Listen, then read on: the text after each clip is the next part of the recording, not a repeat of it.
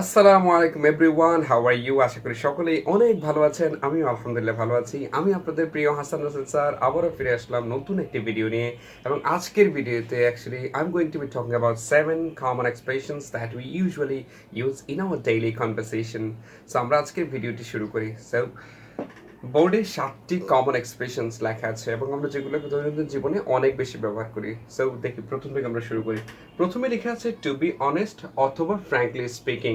এটির মানে হলো সত্যি কথা বলতে।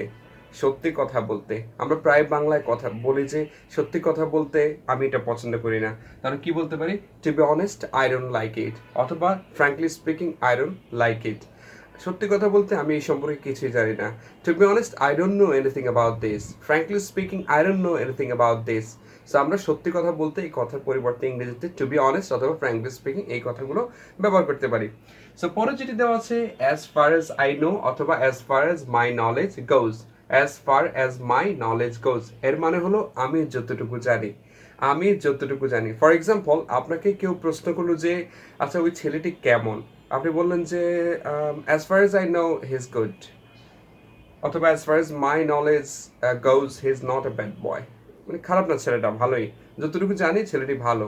সো যতটুকু জানি as far as I know অথবা as far as my knowledge goes. আচ্ছা, পরে যেটি দেওয়া আছে আই গট ইট অথবা আই গট ইউর পয়েন্ট। এটা মানে হলো বুঝতে পেরেছি, বুঝতে পেরেছি। আমরা বলি যে আই আন্ডারস্টুড অথবা আই আন্ডারস্ট্যান্ড অথবা আই হ্যাভ আন্ডারস্টুড, যেটাই বলি। বাট আমরা এটা পরিবর্তে বলতে পারি আই গট ইট অথবা আই গট ইউর পয়েন্ট। কেউ আপনাকে কোনো কিছু বোঝানোর চেষ্টা করলো বা বললো, আপনি বলুন I got it, I got it, I got it, অথবা I got your point, I got your point, বুঝতে পেরেছি, আই গট ইউর পয়েন্ট। পরে যেটি the question doesn't arise. The question doesn't arise এর মানে হলো প্রশ্নই উঠে না, প্রশ্নই উঠে না। প্রায় বলি না, কোনো বিষয় নিয়ে কথা হলে কথার মাঝখানে বলি প্রশ্নই উঠে না। বলো যে তুমি কি ধরেন আপনাকে কেউ দাওয়াত দিল, এখন দাওয়াতে যাবেন কিনা কেউ একদিন প্রশ্ন করলো যে তুমি কি দাওয়াতে যাবা, প্রশ্নই উঠে না। দ্য কোয়েশ্চেন ডাজন্ট অ্যারাইজ, প্রশ্নটা যাবোই না, যাওয়ার প্রশ্নই উঠে না। The question doesn't arise Bangla আমরা প্রায়ই এই ধরনের কথা বলে থাকি। পরে যেটি দেওয়া আছে that's all for the time being. That's all for the time being এর মানে হলো আপাতত এতটুকুই। That's all for the time being, আপাতত এতটুকুই। For example, you are asked to give a presentation or you have been asked to give a presentation about yourself. নিজের সম্পর্কে কথা বলতে বললো, আপনি প্রেজেন্টেশন দিলেন খুব চমৎকারভাবে, সর্বশেষ বলতে পারেন that's all for the time being, আপাতত এতটুকুই। That's all for the time being, আপাতত এতটুকুই। আচ্ছা, তারপর যেটা হচ্ছে সেটি হলো ড্রপ দ্য ম্যাটার।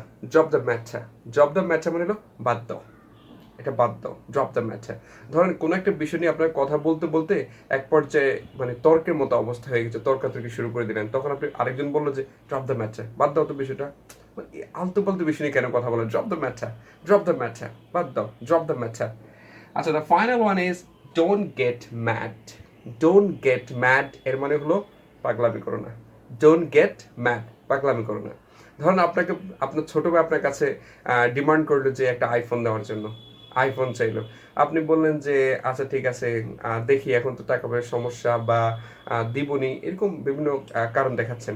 তো ছোট ভাই স্বাভাবিকভাবে যেহেতু আইফোন দেননি, ও একটু মন খারাপ করবে, পড়াশোনা মনোযোগী হবে না, বা তার স্বাভাবিক যে চলাফেরা সেটা করবে না। তখন আপনি বলুন যে ডোন্ট গেট ম্যাড, পাগলামি করো না, পাগলামি করো না, ডোন্ট গেট ম্যাড। মানে যেভাবে চলার কথা তার বাহিরে গিয়ে চলে, সেটাকে বলে ডোন্ট গেট ম্যাড, পাগলামি করো না, ডোন্ট গেট ম্যাড। তো আশা করি আপনারা এই লেসনটি অনেক বেশি এনজয় করবেন। That's all for today. See you soon. Until then, stay well, stay healthy. আল্লাহ হাফেজ।